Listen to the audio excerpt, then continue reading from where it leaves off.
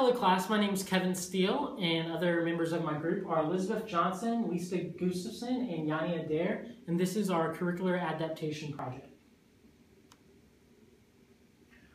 When choosing a population, we believe the most applicable and growing minority population in America, as specifically in the New South, is the Latino population. So this is a subset that we wanted to work with.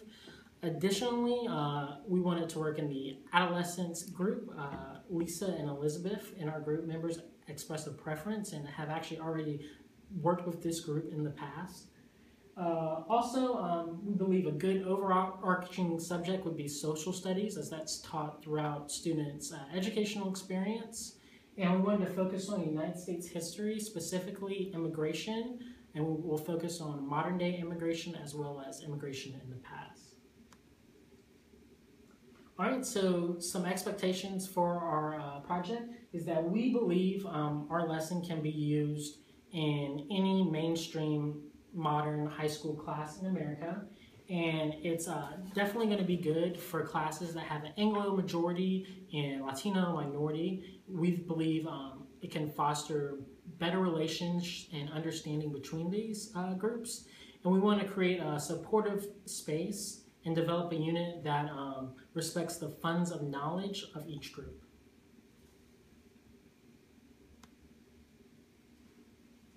All right, this unit's design is what we believe too often is that lecture-based teaching and lecture-based classrooms, those lessons often get lost because they're too often used. And we wanted to create an engaging and creative design. So what we did with this is to allow the students' own knowledge and experience to drive their learning and the acquisition of new understanding related to immigration. There's a TED Talk by John Hunter, if you click this link, that shows how he's been able to do this in his 4th grade classroom with game theory. And what game theory is two subjects. He takes a group of students and puts them on each side, and they play out an experience. And in our particular instance, we want our students to play out the immigration.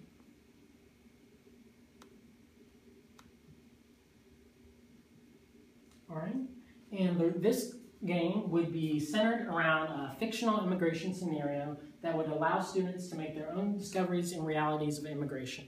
So what we're going to do is we're going to have kind of a native population and an immigrant population and see how students interact and what knowledge they can come up with in their experience. We believe this game would generate critical thinking, rich discussion sessions that could connect personal experiences to academic content. So this game is going to be able to create good dialogue between students and their current perspectives about immigration and how their experiences with this game can change them or maybe alter their perspectives.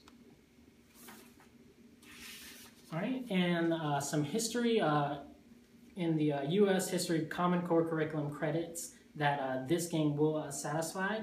The first one is the student will identify key developments in the aftermath of World War I.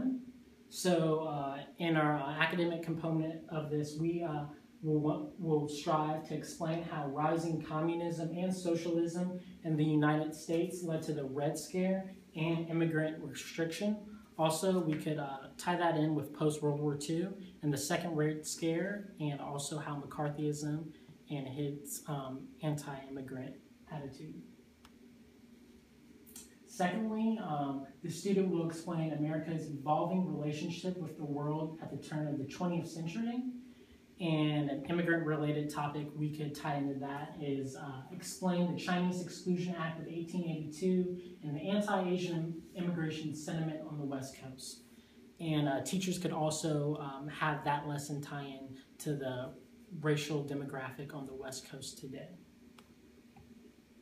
And lastly, another standard this game will satisfy is the student will analyze important consequences of American industrial growth, and students will be able to, or teachers will be able to describe Ellis Island, the change in immigrants' origins to Southern and Eastern Europe, and the impact of this change on urban America.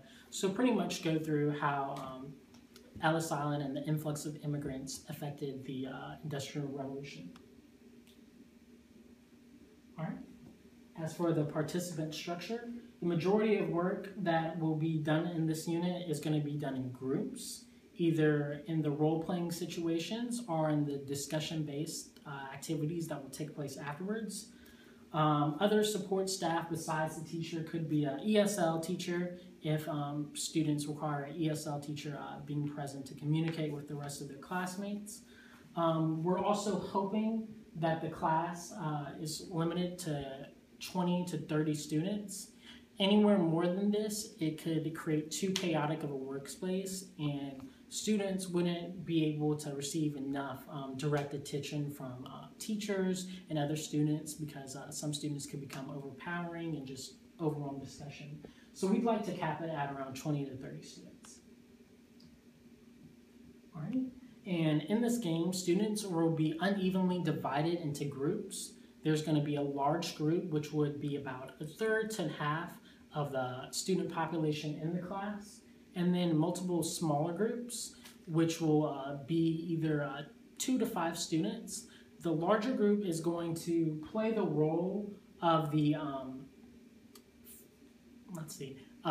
native population, and I believe I forgot to tell you this, but the population or the setting is going to be in outer space, so there will be a home planet which that larger group will be a part of, and they're going to be the home planet, and the smaller groups are going to be immigrant populations trying to get into the home planet.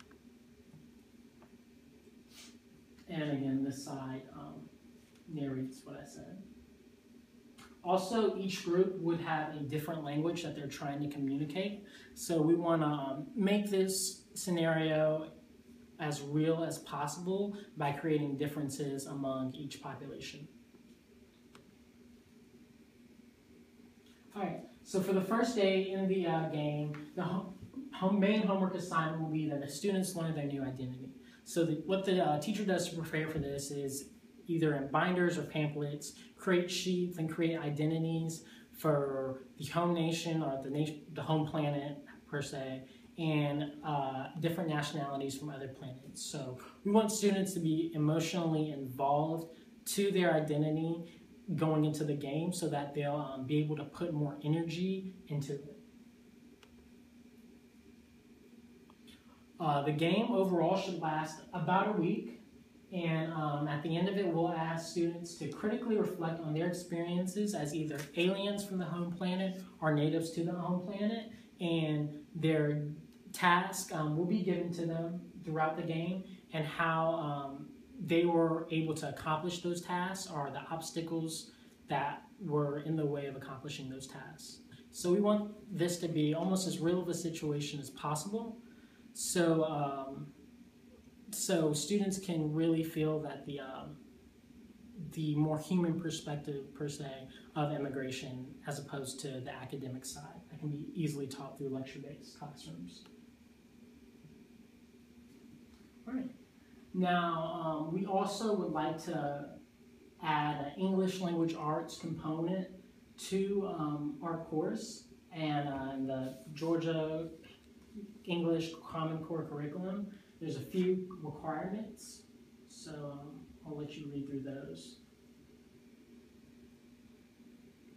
And for this first one with writing narratives, we believe that the students should engage and orient the problem themselves, and they'll be able to write out in discussion their viewpoints and the different characters and how smooth of a process the game was to them. And the second English language arts requirement, it's pretty much to initiate discussion amongst students on different topics, and obviously the topic for our project will be immigration. And like I said, at the end of the simulation, we want our students to sit down in groups and discuss the difficulties they had accomplishing and the different obstacles that came up when doing the simulation.